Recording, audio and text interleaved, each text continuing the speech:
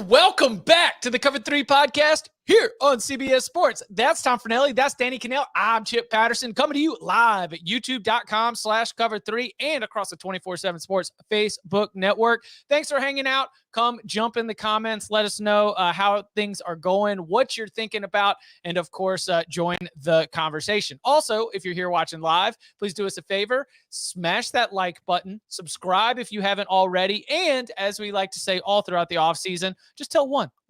Just go tell one friend about the Cover 3 podcast, someone who might enjoy it. A couple things we're going to be getting to, most of them from the big old bag of mail. We'll be taking a look at maybe what would happen in the NFL draft if we change some of the rules. As always, one of our favorite teams to talk about, the Nebraska Cornhuskers, will come up.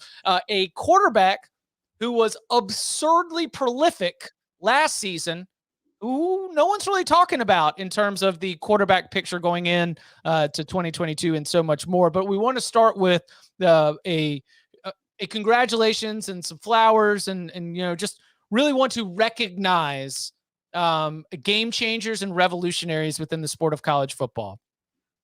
Barton Simmons, a part of our Cover 3 coaching tree. He is the general manager at Vanderbilt. And that position, when he described it to us, really is on the cutting edge of as these modern football programs are building out their staffs. So you, Barton Simmons, have really set a standard that national championship winning programs have continued to follow in the footsteps of, as we find out here on Thursday morning that Alonzo Highsmith, a Miami legend, will be leaving his position with the Seattle Seahawks to go take on the role of general manager for the University of Miami. So, Barton, you have set a standard that Alonzo Highsmith is just it's just a copycat for what you and Clark Lee are doing. But in general, when we look at Highsmith and the continued investment that Miami seems to be making in its football program, what are the thoughts? Is he taking on like the Ed Reed face of the program hype man role, or do you think that this kind of hire is something that's more indicative of what Miami wants to do from building out its support staff? Well, first of all, Miami's double dipping from the Vandy tree, because not only are they hiring a general manager, but they're hiring a former fullback, which is what Clark Lee played. So they're just pretty much following the Vandy model at Miami. That is what Mario Cristobal's trying to do. No, I don't think this is like a figurehead role. I think that, Highsmith comes from Seattle, where he was working in the front office. I think that if they're bringing him if he's leaving that job to go be the general manager of football operations for Miami, he's very much going to be involved in the personnel side of things, whether it's identifying the talent or just looking at tape, identifying players, trying to figure out who they want to get or what. I think he's going to be somebody with a voice in that staff as far as what players they're going for, whether it's out of high school, the transfer portal, whatever. It's real. I mean, like Jason Taylor to me is that figurehead, or not figurehead, face to come in to be a supporter, like the ambassador kind of thing. Exactly. Yeah. This to me is all hands on in the weeds. And this to me is, and we talked about this with Barton when he did this is the evolution of college football. The only question I have is the general manager in the NFL works with the head coach, find talent, and with the owner somewhat to determine how much they're going to spend on that talent. They manage a salary cap. What does that position look like in college? I get it's about scouting, and I get there has to be some sort of distance from the boosters that are at play, but we all know there's probably things that go on where you're all at least trying to get the same players, because what happens if John Ruiz thinks that, this is the billion-dollar, supposedly billionaire booster. What if he thinks this player is the player that'll make a difference, and the coaching staff says, that guy's got we've heard about him. He's a bad attitude. We don't want him. And yet the booster says, no, I want him. I want him for this program. Well, that's the one thing that I have. And that I think is going to create some issues. And I think Lane Kiffin even talked about that in the long form piece that he did with, or the sit down he did with Ross Dellinger of SI. That to me is and is the general manager going to be the guy that can kind of do that at arm's length? I don't think you're supposed to have anybody do it from the university, but we all know, it's got to happen. There's got to be some form of communication, or else you will have those situations crop up. Yeah, I think that the one difference between the NFL and the college way that it'll be handled is in the NFL, the GM hires the coach. I think at the college, the coach is hiring the GM. So I think that as far as the chain of command, like I would imagine Highsmith has to report to Cristobal, and Cristobal would have the final say. But then again, like you said, there's boosters, there's ADs. Cristobal has people he's going to answer to as well. So I'm not sure what the actual structure of what that's going to look like. I'm pretty sure, Barton runs everything at Vandy. That's what he's always telling us. He's like, I make all the decisions. Like, and just like Barton can look boosters in the eye, and with his 6'4" stature and, just like good looks, he's just able to freeze them in their place. You may have money, Mr. Booster, but are you going to be able to go face to face with Alonzo Highsmith and tell him something when he's trying to tell you the other way? That is an intimidating presence, and somebody who has been, in rooms with millionaires and people of high success. I think that number one, like, this clearly is the continued financial investment we haven't seen from Miami football ever before. What they did to buy out Manny, what they did to bring in Mario, what they did to be able to get Josh Gaddis away from Michigan. Like, we have just at every step along the way, I make the crypto ball jokes. We've heard like, oh, we've got all these new Bitcoin billionaires and everything is changing around that area and around that program.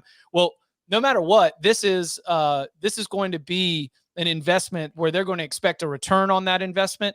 And I think that Highsmith, whether it is evaluating, going through the transfer portal and trying to find the right players, whether it is managing those players who have all these NIL deals and being a sounding board for them, being a resource, like being the true, player personnel type guy, somebody who your office is a spot where everybody comes by to try and sort out things both on and off the field.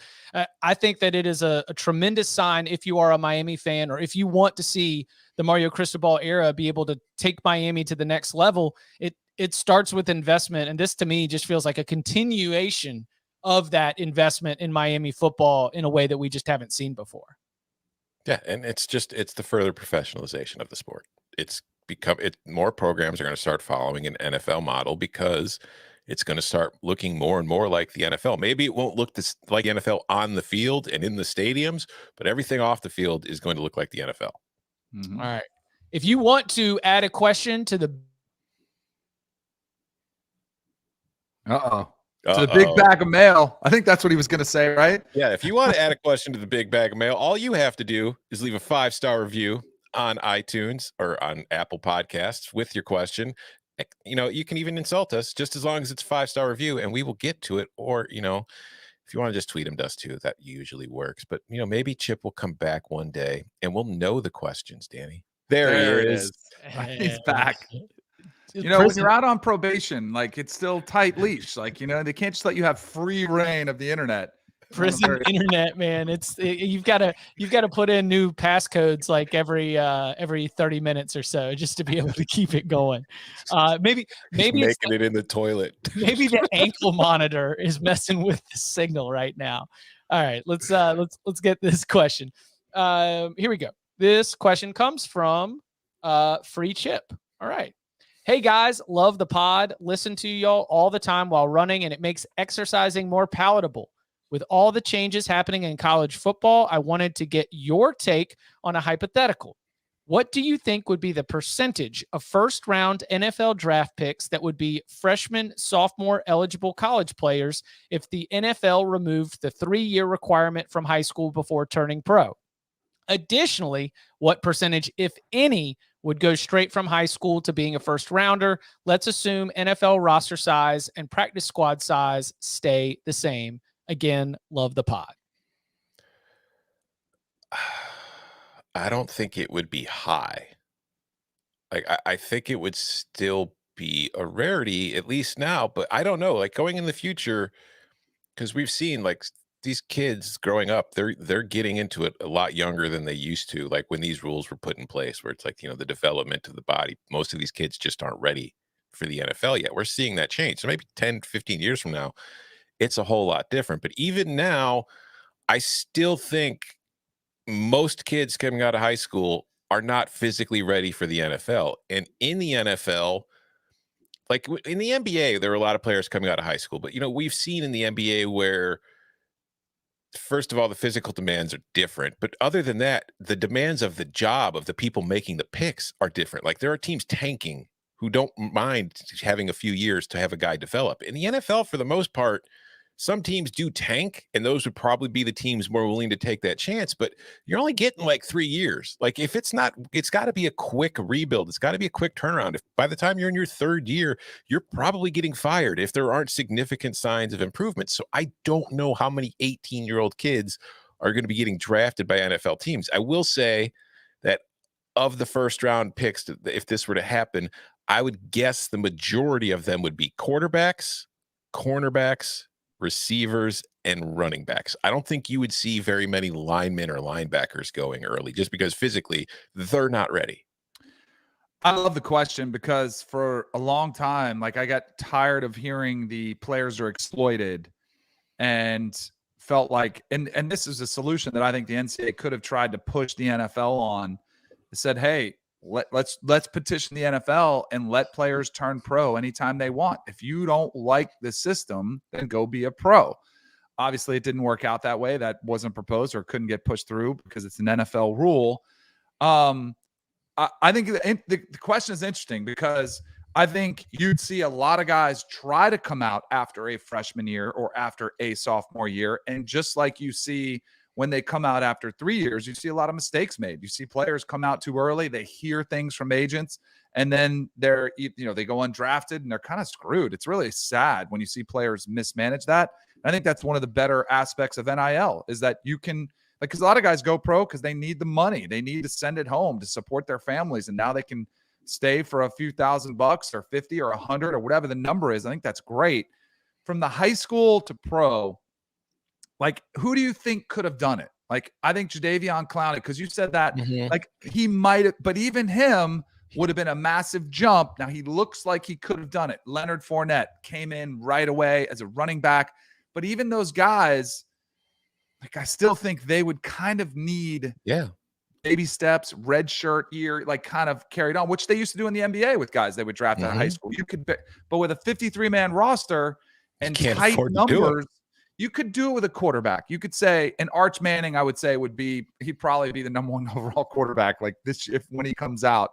And a team could say, "Yep, we're just gonna stash him on the roster. We'll pay him, and in 2 to 3 years, we'll have him. We'll make that transition." But like, I don't know if there are that many guys historically you could even think of that would have been able to make that jump. There would have been guys that tried.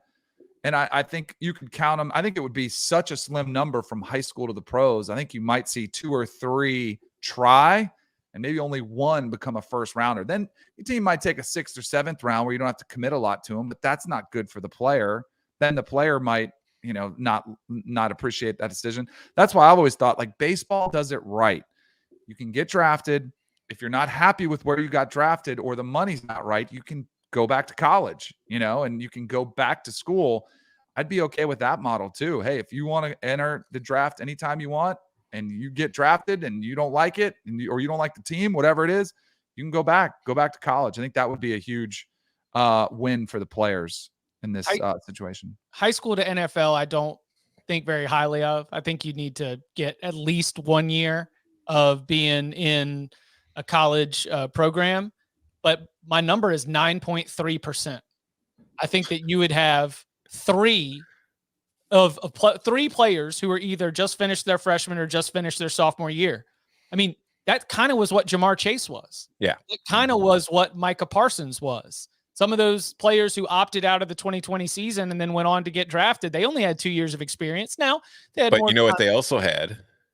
They had a 3rd year in the weight program. They had a 3rd year in the weight program. When you look at the programs that are traditionally churning out NFL talent, they're not only getting the best talent out of high school, but they're sending them to the NFL.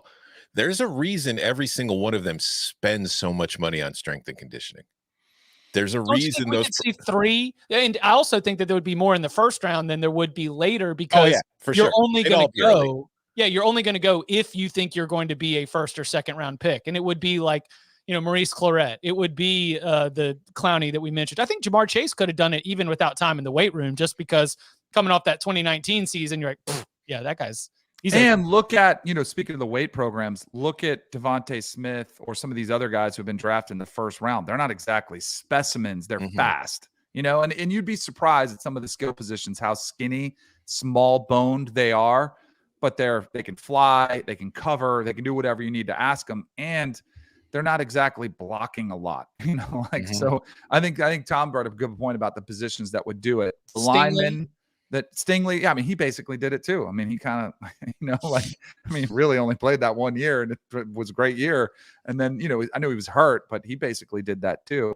So yeah, I love the question. I think it's a good one to kind of, to banter about. Well, to humanize this, since we do have like your unique perspective, Danny, what about the like emotional, psychological, like maturity development? We've, those players who go from the high school level or into the NBA or leave after their freshman or sophomore year, sometimes we can either see or hear or have it reported about just, there's a tough adjustment to being a pro and to the gap and living in that world. It's an even bigger locker room there in the NFL. How do you think that those challenges might present themselves, or how do you think that would end up playing out?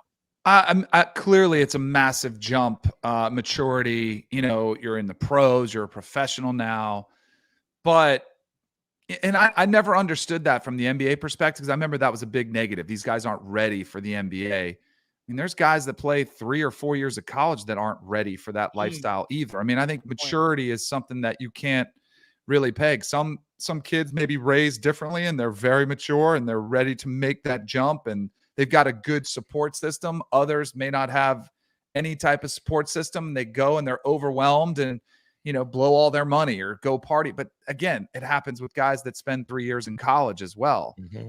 Baseball, you see it all. Like, again, that's another, I keep going back to baseball as there are guys drafted out of high school all the time that, manage the money, manage the expectations, manage a clubhouse. It's just a very unique, circumstance there. But I think it's just like life. Like, I mean, you see people come into workplaces that aren't ready for it. And sometimes they are, sometimes they aren't.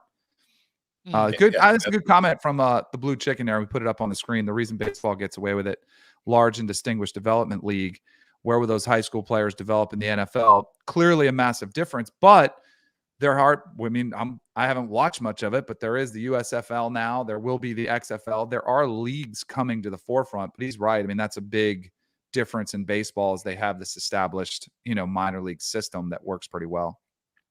Have y'all watched any USFL? Man, I flipped around. It was a couple weekends ago. The model they're trying to do, all the games in Birmingham, it just doesn't work. Like there were 15 people at the game. I kid you not. Now, I think they did something smart that we all learned from COVID. Remember pumping in sound noise and making it sound like there's a crowd. But you can't fool people like that long. Like, I think people wanted to be fooled during COVID. Now people are like, all right, the gimmick's up. Like, we can see there's nobody there. I think it's great. I mean, but like, again, kind of to compare it to, no one's expecting minor league baseball to rate. So I don't know why we expect people to want to tune in to watch minor league football, so it's kind of what I thought.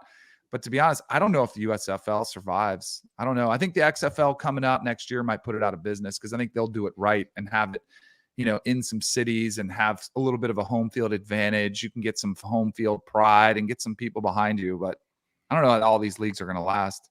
Yeah, I mean, I've taken an approach with every spring football league now. Is it's like when one sticks, I'll start giving it a chance. But until then, I'm not going to give it a chance because we've seen it a billion times, it feels like already, where it starts and then it just goes nowhere because football is the most popular sport in this country. But there are other popular sports in this country that are going on in the spring that people are going to pay attention to over a new football league. Like an NBA fan is going to be like, screw this. I'm not watching the playoffs this year. I'm going to watch the USFL instead.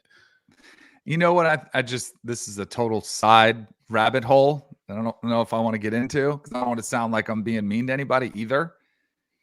Fox put their biggest name on that. Like Joe Klatt is calling some of these games. People don't tune in to watch a broadcaster.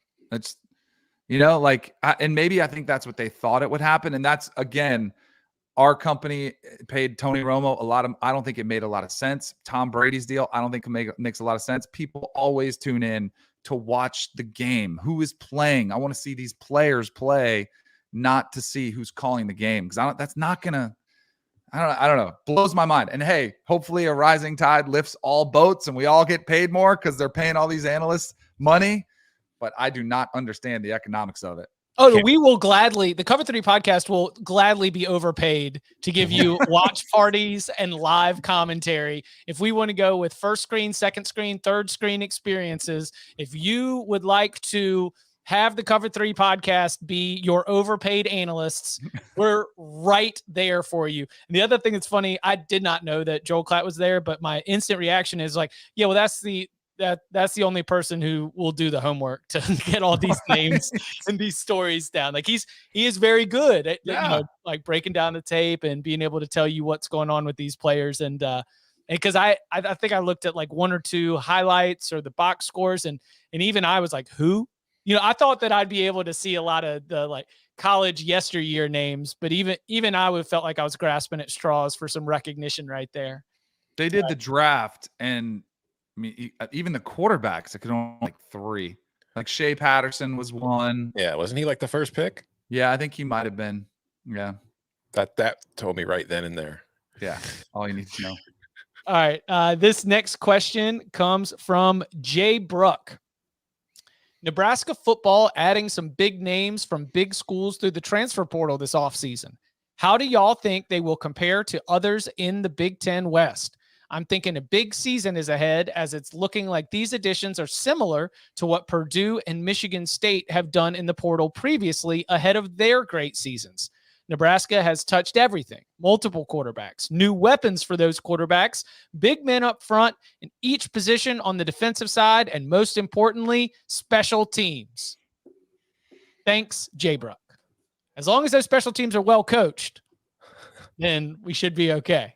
I'm looking at their depth chart, and I'm seeing a transfer long snapper and a transfer holder for the kicking game. That might be the difference in Nebraska turning things around. So way to go on those special teams.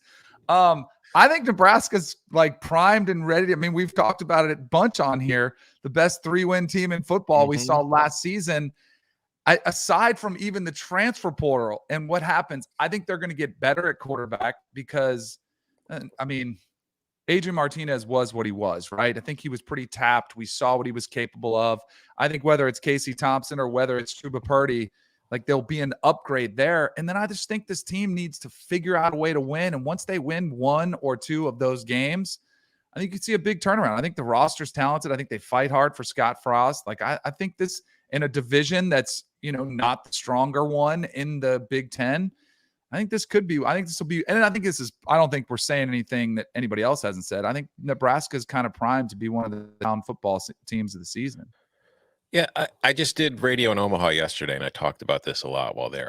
I think that, like you're saying, like Nebraska was a much better team than you thought last year. So if they go 7-5 or 8-4, while it'll be a major improvement on the win total, I don't think it'll be that much of it. I don't think it'll take that much of an improvement over the way they played. I think they just need to make fewer mistakes, and they'll win a lot of the games that they lost. But I also think that, like the questioner mentioned, like the amount of transfers that they have coming in, and he specifically mentioned Michigan State and Purdue. And what's going to be interesting to me is I don't think Michigan State is going to be the norm. Like, I don't think a program is just going to be able to hit the transfer portal every year and then hit every single one of them the way that Michigan State did and to the level that Michigan State did to have a terrific season, especially as more teams are going to start taking that approach. And I think that we need to maybe, general fan bases need to maybe put their expectations in check for a lot of these transfers, because unless you're like Alabama or Georgia or one of these schools that is taking 5 stars from other programs and getting them to come to you, or, your USC getting the Biletnikoff Award winner to transfer to you, most of the kids in the portal are in the portal for a reason. Like they might not have been able to, they might have had problems at the school that they're at. They might have had problems getting on the field. So it's not like just because they were a 4-star coming out of high school, they're still a 4-star. Like if they've been in college for 3 years and they're transferring because they haven't been able to get on the field, they're not really a 4-star anymore. They're just still a 3-star. So you kind of have to put those expectations in check. So Nebraska could be much better this year. I don't know if it's going to be because of the transfer portal or because of anything else. It might just be regression to the mean. What about the addition of new offensive coordinator Mark Whipple, hired away from Pitt after a great season, obviously for Pitt's offense, where they were wide open, they were throwing the ball around a lot. Not Jordan Addison was wide open. Yeah, Jordan Addison was wide open. No, but I do think that was a big reason why Pitt had such a monster year. My question is, does Scott Frost let him just, here you go? And do you have the quarterback? I mean, you had a veteran experience. I mean, it was a 3-year starter in Kenny Pickett, who kind of then all of a sudden took the next step. You're going to get somebody with not a lot of experience that you're going to, if you're throwing the ball that much, it's going to put a lot of pressure on that young quarterback. To me, I was just looking at their schedule. Massive, massive game in Ireland against Northwestern, like a must win. Like, and you can just tell, I guarantee you they're going to be up like 21-9, like they were against Iowa late, and every Nebraska fan is just going to be holding on to the rails. Like, don't blow it. Like, and Northwestern will probably score a touchdown to get it close, and they're all going to be on the edge of their seats. But that, to me, becomes one of those must-win games. But if they do win that one, then you can start like directing a path towards an undefeated matchup with Oklahoma and some momentum. And they played Oklahoma pretty tough last year. Oh yeah. Yeah, no, yeah. I think you're dead on. I think they need a good start, because I think that impacted them last year, because it's been a few years of losing. Illinois team. Yeah. And it's been a few years of losing under Frost, and you kind of start the year, all right, well, we're gonna finally figure it out this year. We're gonna get it going. And then you open the season with a loss in a game that you're expected to win. And the negative thoughts just come right back to you. Everything just sinks right back in. And I feel like it sets a tone for the rest of the season. Like when you're used to losing and you lose some more, it's just, you're still used to it. So you just kind of settle into those own patterns. So I do think that, that game in Ireland against Northwestern, which they should be favored in, because I don't think Northwestern is going to be very good, but I think that's going to be a huge game. I think if Nebraska could come out, win that game, and maybe win it, not blow them out, but win handily, at least where they're in control, that could be a very good thing for them going forward. I mean, what's really scary is that they might be double-digit favorites against Northwestern. They might be, yeah. I said, talk about getting pucker. I would not take Northwestern right now, but I don't know if I take Nebraska either. We'll see. We got a lot of time to break down. Make the under. It is a 11-point line right now. Yeah. Mm-hmm. Woo-hoo-hoo. Quick, before we do the break, I got a quick trivia question. I just found this out because we were talking about scheduling and how many conference games. Do you know how many home games Ohio State has this year? 9. Is it really? No, it'll be 8, because they have to have their 5. Yeah, they have to have their 5. Do you know how many Michigan has this year? 8. These Big Ten teams got it figured out, man. 8 home games. Are you kidding me? And what's funnier is, because the way that the Big Ten does it, where they have the 9-game schedule, so every year it rotates whether you have to play 5 home games or 4 home games in conference. This is the year that the East is actually having to play 5 road games. So the only reason they have that many is because they have to. Next year they'll only have 4. Wow. So this year, so it could be a situation where Ohio State or Michigan could have 9 home games potentially. Yeah. Mm-hmm. Crazy. Coming up on the other side, we take a look at, speaking of scheduling, we take a look at the Notre Dame Fighting Irish. We've talked a lot about how you build out your schedules, what it means for different conferences. Well, what about the Fighting Irish and their independence, and much more next? Sonic the Hedgehog, you're no match for me. This is your moment to be the big hero. Oh, great, the Winter Soldier. It is my destiny to destroy you. Work smarter, not harder. Hang on! That wasn't too bad. Sonic the Hedgehog 2, rated PG, now streaming on Paramount Plus. Before we dive back into the mailbag, let's go bonus question. Tom, the Champions League final, it's on Saturday, 3 p.m. Eastern time. You can watch it on CBS. You can stream it on Paramount Plus, CBS Sports HQ for all of your pregame, postgame coverage. And I got to ask, thoughts, picks, best bets? I don't really have any individual bets, but here's what I'm doing, because I took months ago Liverpool to win the Champions League at 5-1. So I will be hedging on Real Madrid. But I think Liverpool's going to win. In regulation?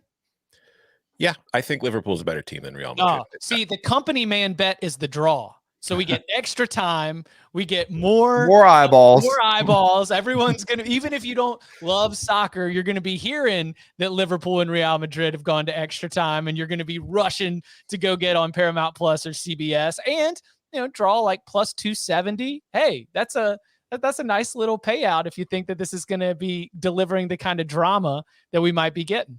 Listen, Real Madrid has been magnificent for providing drama in this tournament with like crazy comebacks. I just don't think that is a process you can rely on. And I don't think Liverpool is the kind of team that will allow that to happen, because they don't let you have the ball. So it's hard to come back when you don't have the ball. All Benzema needs is like just a second. And then we're back in this thing. I mean, let's see. Here's the thing. We're getting way in the weeds here. Like Benzema, for a lot of what he did to help the comebacks was like pressuring the opposing goalie, because that's what he's probably the best at in the world, is when the goalie has the ball, he puts pressure on them and forces them into mistakes. Liverpool might have the goalie that is one of the best in the world at dealing with that kind of stuff, because that's just the way Liverpool plays. So matchup wise, I just don't think it's very good for Real Madrid. Danny, you going to get any action on this? I did not even know who was playing. We had somebody comment the other day. He's like, Cannell looks lost during this soccer conversation. I'm like, yup, I can't even fake it. I do need to get into it, though, because I know it pays a lot of our bills. So let's go, Liverpool. There we go. Both teams. Hey, you could do the both teams to score. Yeah. I call it the Mr. Rogers bet, because everybody goes home happy. Congratulations. Everybody gets a goal. All right. Let's dive back into the big old bag of mail. This question comes from Dominic.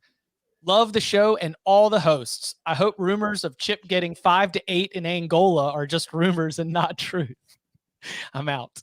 Listening to the show about scheduling pods. I love the idea of having traditional rivals and going through the league every 2 years or so that team plays home and away against every team within a 4-year span. Was also listening to a podcast where they mentioned Notre Dame and Ohio State played in 1995 and 1996. And before that, the last time that they had played other than a bowl game was 1935 and 1936. Everybody says, and I agree, Notre Dame feels like a Big Ten team, but obviously they do not want to join the conference, which is fine. I know they have an agreement with the ACC to play 5 games annually. I think it would be great for Notre Dame and the sport if they also made an arrangement with the Big Ten to play 2 games annually, possibly 3. This would leave them free to still play USC and Stanford. They could also still play Navy or Army as they want to on occasion, but they would be able to get through the Big Ten schedule in 4 to 7 years. What do you think of Notre Dame playing Big Ten teams every year other than just Michigan or Michigan State? They kind of already do. Like, I mean, they play Purdue, they play Michigan, and I think they play Michigan State. Like, I'm just looking at future schedules right now that are on there. Like, they've got the Ohio State games, as he mentioned, but then after that, they've got Purdue. Then they've got Michigan State. They've had that longstanding rivalry with Michigan that's kind of an on again, off again.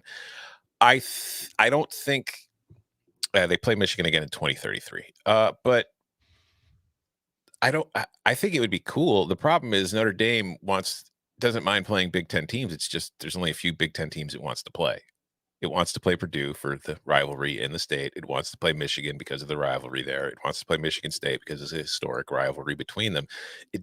If it does an agreement with the Big Ten where it's got to play 2 opponents a year, it doesn't want to play Northwestern or Iowa or Illinois or, it's like Rutgers or Maryland. Yeah. It's not going to want to go through that rotation. There's just a few schools that it has a history with that it likes to continue playing, and it schedules them in where they can. And if it wasn't for the agreement with the ACC, would probably be playing more of them on an annual basis. But so it could, I just don't think it makes much sense. I mean, he's right. They do feel more of a Big Ten fit than they do with the ACC. Yeah. It's not even close. I still like, at what point does Notre Dame, like, I don't have their TV deal pulled up here, and I know they have their own deal, and it's always been very lucrative from them. At what point, I guess, are they locked in with the ACC TV deal? Through That's 36. part of it too. Yeah. Mm-hmm. So they're kind of screwed, just like the ACC. It's basically what we're saying. But they have their own TV deal as well with NBC. So they have an additional source of revenue. I don't know. I wish Notre Dame would fall in line and join somebody, I do think at some point, though, like, where do they stand in the alliance? Are they aligned with the ACC in that one as far as scheduling goes? Yeah. I think Swarbrick, I don't know about the scheduling part, but at these meetings where they have determined college football playoff future, at these, all the conference commissioners, Notre Dame is not a subsidiary of the ACC or represented by Jim Phillips. Athletic director Jack Swarbrick is standing on his own and has the same seat at the table that appears to be in line with a conference commissioner. So for the alliance, I'm sure that because the Big Ten and the ACC are both a part of it, I'm sure that Notre Dame seems philosophically aligned, but I don't know how that would. I've always thought the scheduling aspect of the alliance was a little bit more of a back burner issue, and that they just wanted to make sure that they had what do they call it in politics? Caucuses, right? Yeah. And we're just going to get all these people with a similar connection and make sure that everyone votes the same. I've always thought that the alliance was more of a caucus than it was actually setting up a Big Ten ACC. Did we lose him again? I think so. I think he'll be back, though. Yeah, no, I just think that overall, sticking with the question, like, you're right. Notre Dame is more of a Big Ten field than an ACC field. Like, they did that agreement with the ACC because recruiting wise, they wanted to keep their footprint in that region of the country because it's an important region. But culturally, yes, I always felt it was more of a Big Ten school. Yeah. Hey, what about caucuses, Chip? You're back from your toilet Wi-Fi? Well, I mean, I could still hear you the whole time. You did a great job.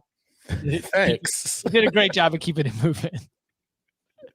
All right, let's take it. This next one is from Hanover Who. Love the pod. Why isn't Brennan Armstrong, the Virginia quarterback, getting any love from college football media for the best quarterbacks returning, preseason All-American, or the Heisman? He had 4,700 total yards on offense and 40 touchdowns in 2021 in just 11 games. Yes, Virginia's defense sucked last year, but he put up a historic season. Seems like he is penalized for playing on a bad team. Yeah, that's what happens. And I don't know if it's so much of playing on a bad team. I think it's playing in a different offense this year. Like that offense threw the ball all over the yard. I mean, that's all they did was throw it. I don't think that's what Tony Elliott's going to want to do. So I think the offense is going to look different. I like his skill set. I think he's a stud, but I think that's why a lot of people are tentative. They just don't know what that system is going to look like with the new staff. I think it's totally fair. Yeah. And too, like you said, he was a very good player for Virginia last year. He put up some great numbers, but a lot of it was just volume. Like, he was second in the nation in yards per game, but if you go by quarterback rating, he ranked 22nd nationally. Like, he wasn't even the best quarterback in the ACC as far as his passing efficiency. In fact, I think he was third or fourth.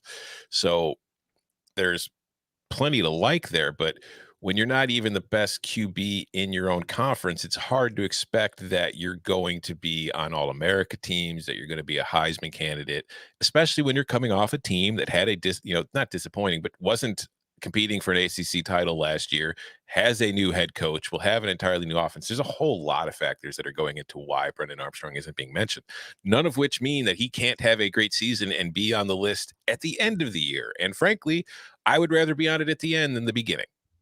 There are, I think Sam Hartman has better Heisman Trophy odds from Wake Forest. Devin Leary.